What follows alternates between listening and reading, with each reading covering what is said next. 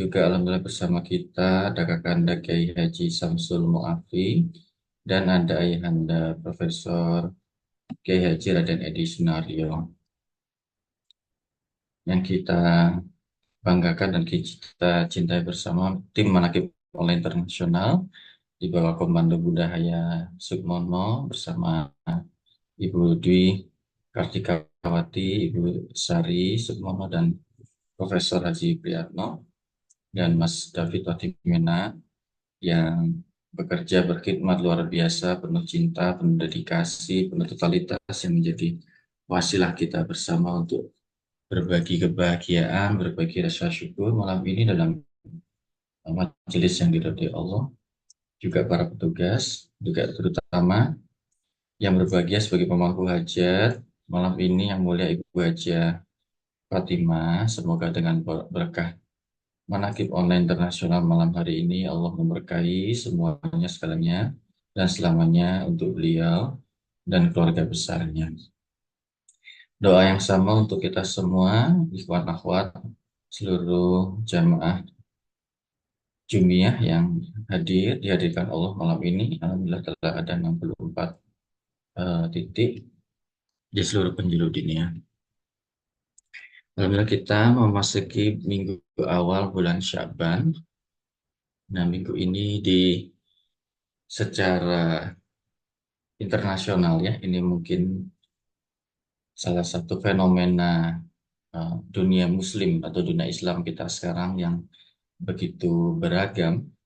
Salah satunya mungkin kalau Bapak Ibu bukan penggemar sepak bola atau dunia olahraga, ya alhamdulillah saya kira lebih bagus. Tapi saya yakin hampir sebagian besar Muslim saat ini itu penggemar bola ya. Nah, salah satu fenomena yang kemarin telah berlalu adalah adanya Piala Afrika ya, Afrika kontinental yang waktu itu diputuskan final antara Maroko dan Senegal. Nah, tim nasional Senegal itu akhirnya menang mengalahkan tim sepak bola Maroko dengan pertandingan yang penuh drama dan kurang pertandingan yang paling dinamis dan paling drama di sejarah Piala Afrika gitu ya. Nah, fenomena ini menarik karena begitu banyak hal. Eh, Pertama, sepak bolanya sendiri. Sepak bola sendiri adalah satu fenomena yang begitu gegap gempita, ya, begitu mendominasi, mempengaruhi ya alam berpikir, perilaku umat manusia, bahkan umat Muslim di Indonesia termasuk ya. Di salah satu negara yang mendominasi olahraga ini, apakah itu di Inggris, di Italia, bahkan di eh, Spanyol, bahkan di Arab Saudi juga, meskipun liga dan pertandingannya dan banyak pemainnya dan penontonnya itu orang-orang kulit putih dan non-muslim, tapi banyak di antara pemilik klub dan pengelola bahkan eh, manajer-manajer topnya itu orang-orang muslim ya. Dan saat ini juga belum lama, kira-kira ya sekitar 10 tahun terakhir inilah persis di negara Arab Saudi ini, negara di mana tanah kelahiran Rasulullah SAW dan ada eh, pusat peribadatan umat Islam yaitu Ka'bah di Mekah, justru berlangsung satu liga, Liga Arab, Liga Saudi Arab Saudi, yang putaran keuangannya itu cukup mengerikan gitu ya. Kalau mungkin dikeruskan ke rupiah itu sudah triliunan ya, bahkan ratusan triliun. Dan salah satu klub milik eh, apa namanya Arab Saudi ini, Al Nassr namanya, pernah membeli salah satu bintang paling top ya, Cristiano Ronaldo dari Portugal dengan harga yang wah itu mungkin bisa membeli seluruh kampus UGM gitu. Harganya triliunan ya, cukup mengerikan. Dan salah satu klub persaing Al Nassr ini juga berambisi membeli salah pemain yang paling legendaris sekarang, yaitu Lionel Messi, dengan angka berapapun gitu ya. Ini adalah tanda-tanda di mana dunia Islam ini sudah kerasukan gitu ya, eh, penyakit kronis yang namanya sepak bola itu, termasuk di Indonesia.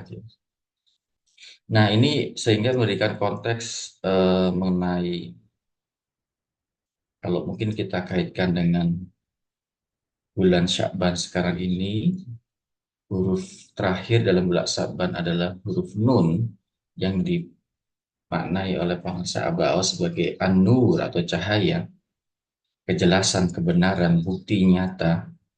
Maka fenomena sepak bola ini adalah justru sebaliknya ya, penuh kegelapan, penuh kepekatan, sesuatu yang penuh tipu daya, bahkan pemecah belah. Persis contohnya yang terjadi di Piala Afrika yang tadi barusan saya sebutkan, yang finalisnya itu adalah kedua negara Muslim, mayoritas Muslim, Senegal dan Maroko. Maroko kita kenal adalah salah satu negara di mana populasinya ini Muslimnya dominan, ya. Bahkan lebih Indonesia di atas 90% ya, seperti Tunisia, Maroko, dan banyak eh, ulama-ulama besar juga berasal dari Maroko. Dan di dalam penyelenggaraan Piala Afrika tahun kali ini, ada begitu banyak insiden-insiden atau perilaku-perilaku atau peristiwa yang justru menunjukkan betapa penyelenggara Maluku ini atau FIFA-nya Maroko ini banyak melakukan kecurangan gitu ya, melakukan tindakan culas-culas, dan sebagian di antara sangat memalukan gitu ya. Termasuk ketika terjadi di piala final itu. Jadi terjadi drama yang cukup eh, aneh begitu, tapi terjadi. Tapi kemudian Senegal. Nah, Senegal juga adalah negara Afrika yang Muslimnya banyak. Hampir saya lihat semua pemain-pemainnya Muslim. Kalau mereka melakukan mencetak gol, pasti sujud gitu ya. Salah satunya Sadio Mane itu adalah mantan bilang Liverpool yang sangat kaya, seorang Muslim yang sangat taat dan sangat warga negara Senegal yang perlu dedikasi. Di Maroko juga begitu. Banyak pemain-pemain top dan gaji yang miliaran rupiah setiap bulan itu orang Muslim, sesama Muslim. Ya, tetapi mereka terlibat persaingan yang dalam kacamata sportivitas itu tidak sehat, penuh kecurangan. Itu kalau dilihat dari kacamata etika general.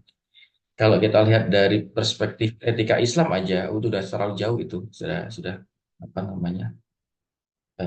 Ya seperti katakan sudah banyak sekali dasar-dasar etika dalam agama yang dilanggar, masalah kejujuran, sportivitas gitu ya. Apalagi kita lihat dari perspektif TKN, Toriko, malah melenceng lagi.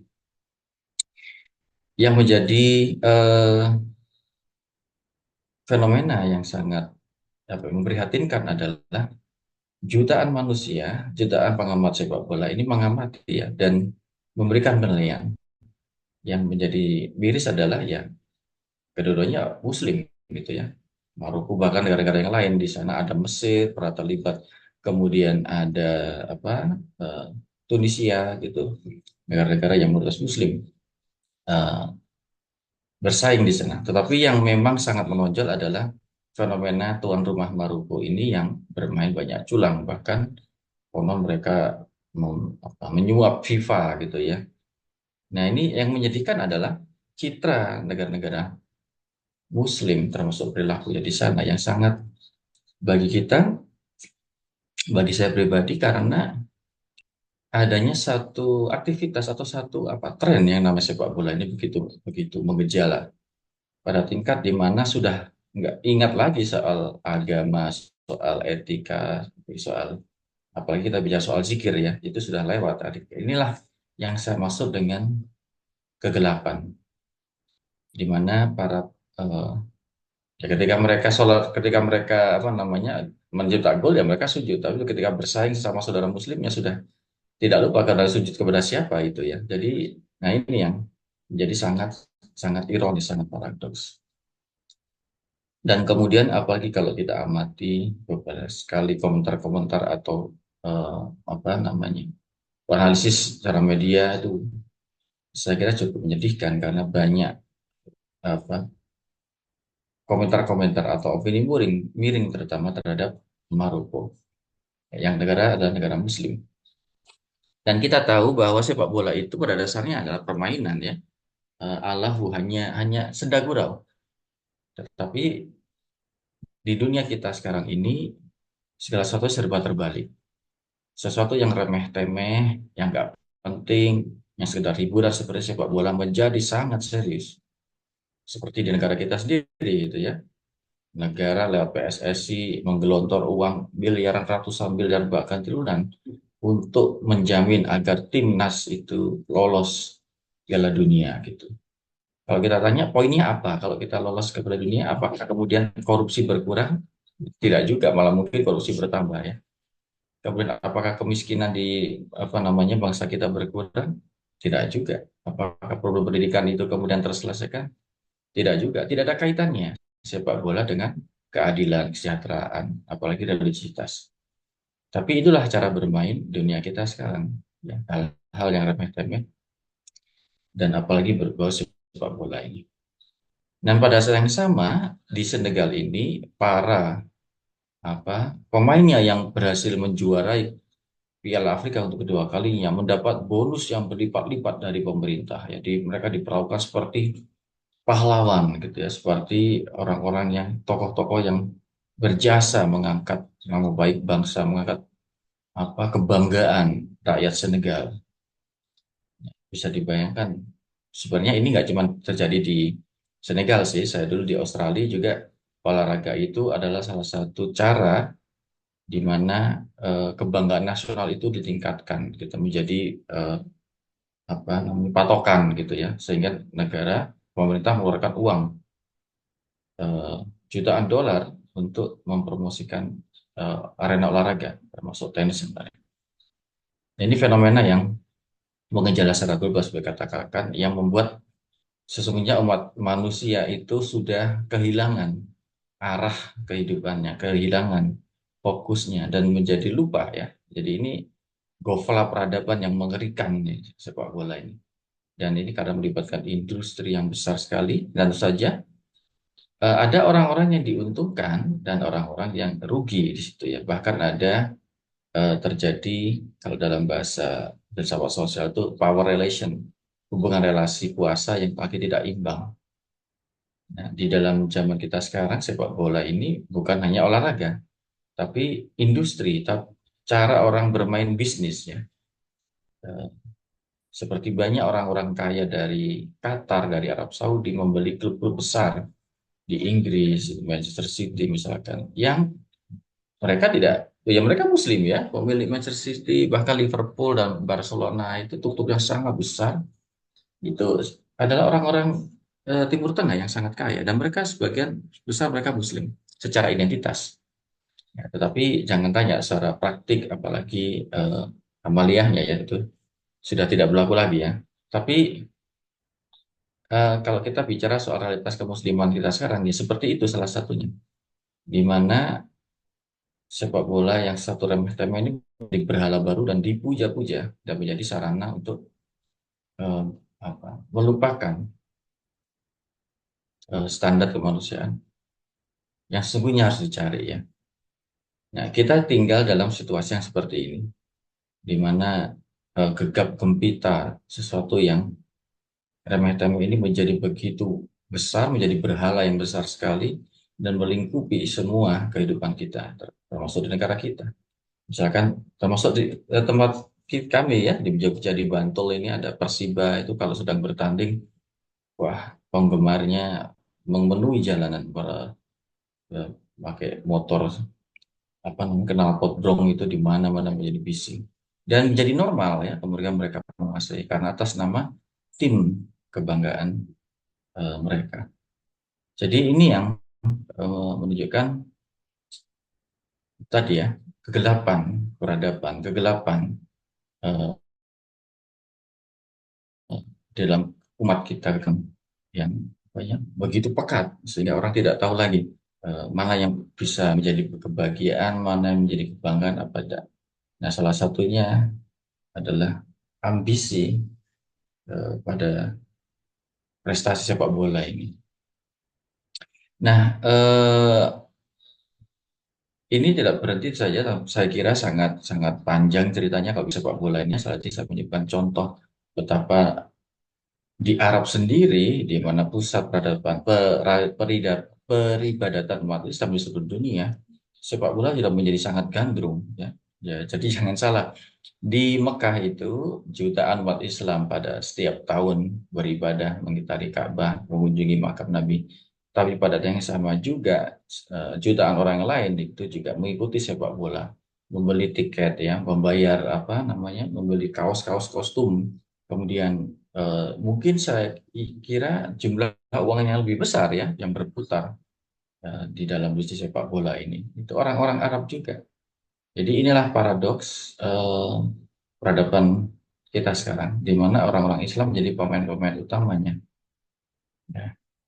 Saya kira kalau kita hubungkan dengan topik kita ini, sangat jelas betapa dengan kita belajar zikir, pengasah membimbing kita selalu untuk ingat kepada Allah, untuk selalu berzikir, untuk selalu mengingat posisi kita sebagai hamba, eh, kita tersucikan, terbersihkan dari eh, apa namanya atmosfer berhala yang sangat pekat ini, kegelapan yang luar biasa ini. Dan disinilah sesungguhnya zikir itu menjadi cahaya, zikir itu menjadi petunjuk yang terang benderang, menjadi obor dalam hati kita yang menerangi kegelapan ini. Semoga Allah berkahi semuanya segalanya selamanya. Bi karomati sahabat al-Fatihah. A'udzubillahi minasyaitonirrajim. Bismillahirrahmanirrahim. Alhamdulillahirabbil alamin arrahmanirrahim maliki yaumiddin. Iyyaka na'budu wa iyyaka nasta'in ihdinas siratal mustaqim. Siratal ladzina an'amta 'alaihim ghairil maghdubi 'alaihim waladdallin. Terima kasih Ustaz Ramlan. Wassalamualaikum warahmatullahi wabarakatuh.